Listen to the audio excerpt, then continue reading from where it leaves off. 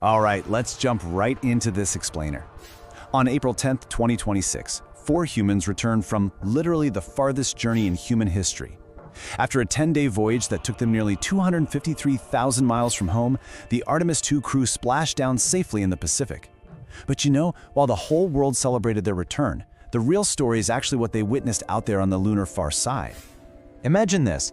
A fiery Mach 32 re-entry plunging through the atmosphere at an insane 38,000 kilometers per hour, dealing with temperatures over 2,700 degrees Celsius. Wow.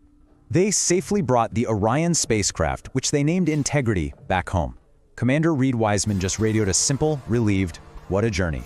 We are stable," once they were bobbing in the ocean. But like I said, the coolest part of this historic trip wasn't just surviving the drop. It's what they saw through the windows of that scorched capsule while they were out there in the dark. Out on the lunar far side, this rugged, mysterious landscape that's been totally hidden from Earth's view for over half a century, the Artemis II crew went to work. While looping around the back of the moon, they captured over 12,000 high-resolution images of this mostly unexplored terrain. And these aren't just blurry telemetry data files anymore. We are talking about crystal-clear photography of places no human eye has seen in over 50 years.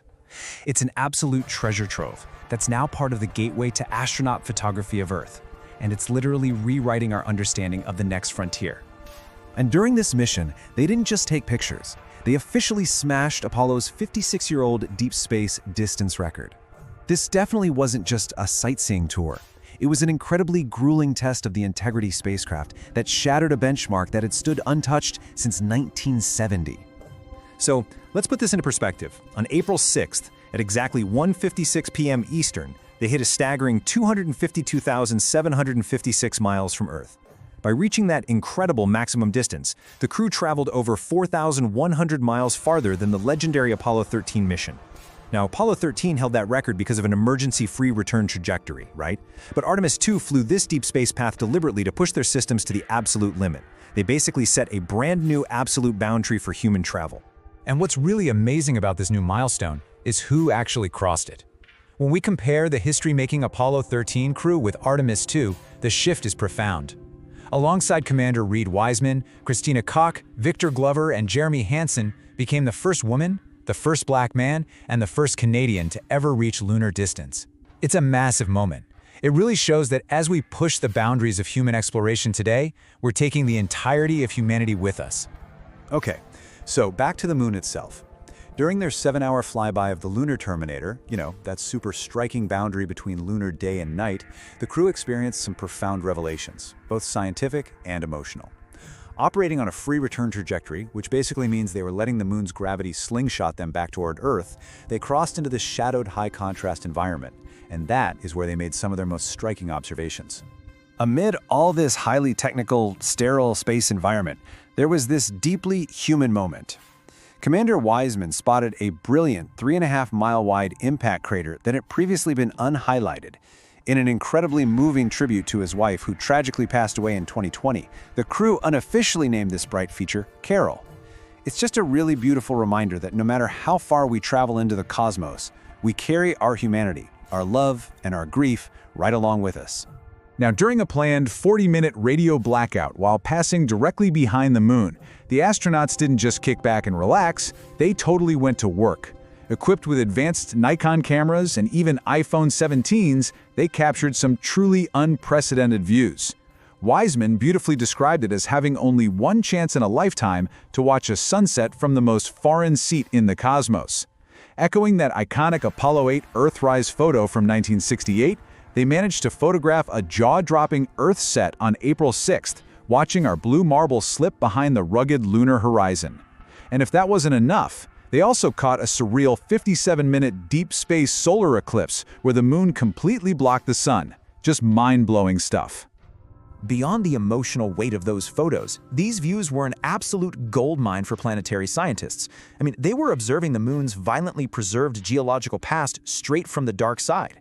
They got unprecedented detail of the massive Hertzsprung basin and its concentric rings, plus the rugged transitions of the Vavilov crater. And get this, they even witnessed 6 distinct meteoroid impact flashes hitting the darkened lunar surface in real time. Plus, by studying how light and shadow interacted with the Orion capsule itself out there, engineers are getting absolutely vital data for designing future spacecraft. So it's safe to say the Artemis generation has officially begun. But listen, Artemis II was way more than just a really cool deep space sightseeing tour. It was an absolutely critical validation of the life support and navigation systems required for long-term survival in space. And the success of this mission has actually allowed NASA to make a major strategic shift. We're seeing a massive geopolitical pivot that redefines the entire schedule, pushing us into the next critical phase of lunar exploration leading up to 2028. Here's how that timeline is shaping up now. Because of some technical delays with the commercial human landing systems, those are the ones being developed by companies like SpaceX and Blue Origin, NASA recently confirmed a schedule shift. Artemis III, which was originally supposed to be the big lunar landing, is now going to be a dedicated Earth orbit test mission in 2027. They want to make 100% sure those complex landing and docking systems work flawlessly before going to the moon. So that pushes the actual moon landing to Artemis IV in early 2028. It's a disciplined, incremental path to prioritize safety and reliability above all else. And you know, this perfectly highlights the fundamental shift in objectives between the two eras. The Apollo program was, let's be honest, largely a Cold War demonstration, a massive sprint for flags and footprints, and short-term visits just to prove we could do it. Artemis? Artemis is a marathon. The race for the moon's south pole today isn't about planting a flag, it's about establishing a sustainable, permanent human presence. We're talking about building a base, extracting resources like water ice for rocket fuel and life support, and using the moon as a literal stepping stone for getting humans to Mars. Which brings us to a really critical inflection point. We are no longer just visiting space, we are actively preparing to live there. We're getting ready to mine it and eventually build communities on other worlds. But as that actual landing date slides to 2028, and as other global space programs rapidly advance their own timelines, a huge question hangs in the air. Can NASA maintain its competitive edge in this new, rapidly evolving space race? I'd love to hear what you think, so drop your thoughts in the comments below. The biggest takeaway from this explainer is that humanity is heading back to the stars, and this time, we're going there to stay. Thanks so much for joining me on this deep dive, and as always, keep your eyes on the skies.